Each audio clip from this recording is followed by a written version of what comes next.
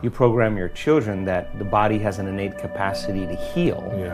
And all of a sudden, you're less reliant on something outside of you to make something go away inside of you. Or something else. Whatever it is, shopping, video gaming, everybody's relying on their outer world relationship to change their inner state.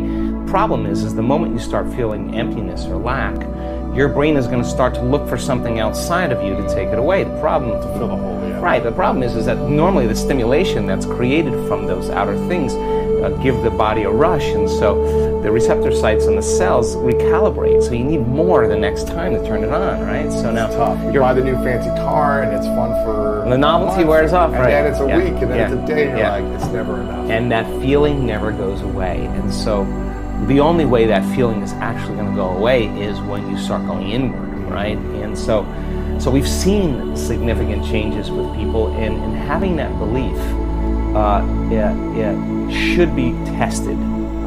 We should test our belief around that. And my lesson through all of this is that I'm starting to realize how conditioned we are to believing how limited we are. And as you start peeling those layers away and you break through those beliefs, those self-limiting thoughts and emotions, on the other side of that is where the miraculous happens. So you got to be willing to be in that place of discomfort long enough to reorganize order and begin to create more coherence. And then all of a sudden, you get this recalibration that goes on in the brain and body. And then the extent of that is that the ultimate thing is you start to see feedback in your life, those synchronicities, those coincidences, those opportunities. You're scratching your head going, everything's falling into place. Yeah, I'm in the right place at the right time. Everything I think about just comes to me. Because your energy is synchronized. Look, I mean, when you have coherence in the brain and heart, you have a laser of energy, and it could read information much better.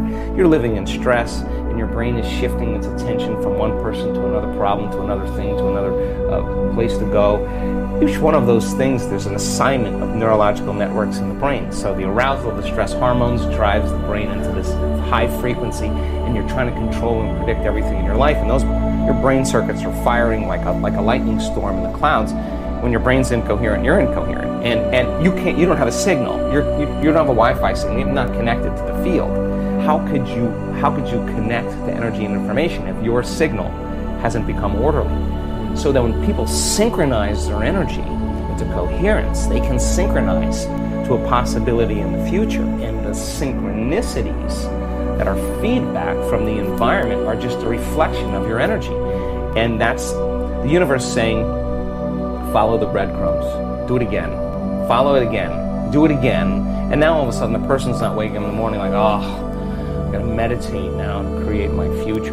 They're kind of going like, I'm getting out of bed because I don't want the magic to end, right? They want to sustain that state so that the old reality that they've lived in begins to transform into something new. And because there's no longer a vibrational match with everyone and everything in their past and present reality, there's a vibrational match to their future, and now their future is starting to give them signals.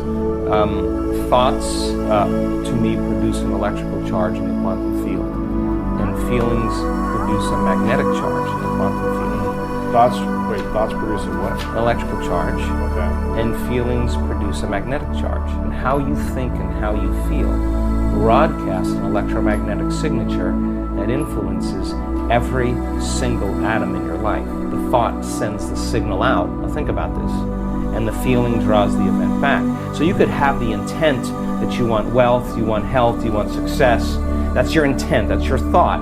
But if you're waiting for the experience to happen to feel it, then you're not drawing the experience to you because you're not feeling the emotion, right? So then teaching people once again how to balance their thoughts and feelings, because you can enter that cycle either place. Sometimes we do a meditation, we start opening our heart, we start elevating the body's energy, and then those emotions can drive certain thoughts of your future. Other times you open your awareness, you create brain coherence, you have the vision of your future, you begin to emotionally experience it. However you want to jump on that cycle, and then sustain it, because the longer you're conscious of that energy, the more you're drawing your future to you. So then most people spend their lives, right? We live in this realm called space-time, three-dimensional reality, and you move your body through space. In three-dimensional reality, it takes time. Yeah. So everything, all your goals, all your dreams, all your visions, you're going to have to get your body up and drag it through space every day to pay off that, that home that's in your future, right? Right. When you create from the field instead of from matter, when there's a vibrational match between your energy and some potential, and your thoughts and feelings are coherent, now you are going to begin to collapse time and space, or the experience is going to be drawn to you. Now you're the vortex to your destiny, and now you don't have to go anywhere to get it, because you're not playing by the rules of three-dimensional reality. You're playing by the rules of energy and the quantum. So teaching people how to do this and getting better at it, then all of a sudden they're not forcing and controlling outcomes. In fact, they're trusting and surrendering to outcomes, because they don't want to get in the way. Because the moment you start trying to predict when it's going to happen or how it's going to happen, you're overlaying a known over a place where there should be an unknown, right? So teaching people how to do that means we have to lay down the very thing we used our whole life to get what we want for something greater to occur, right? And so that transcendental moment is something that we're working on demystifying.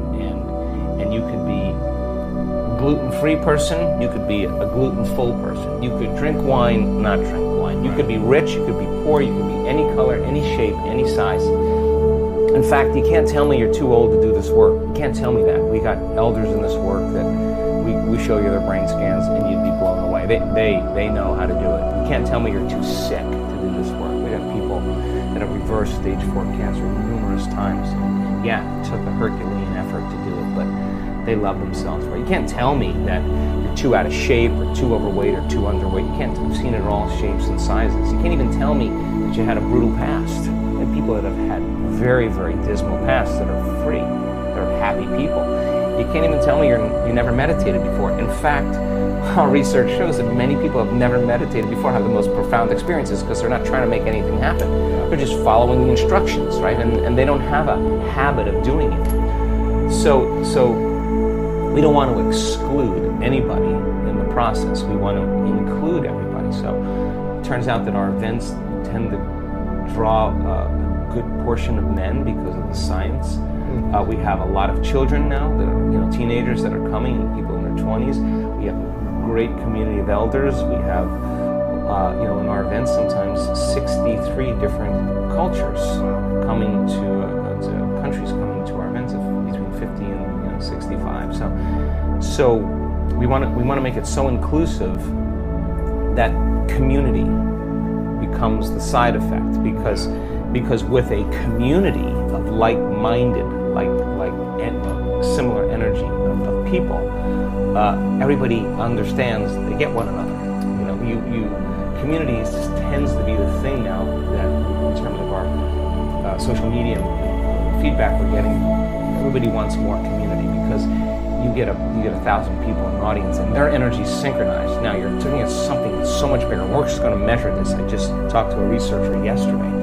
We're going to measure 1,000 people when they reach that synchronized moment, when we know that the entire social coherence in the room is orderly.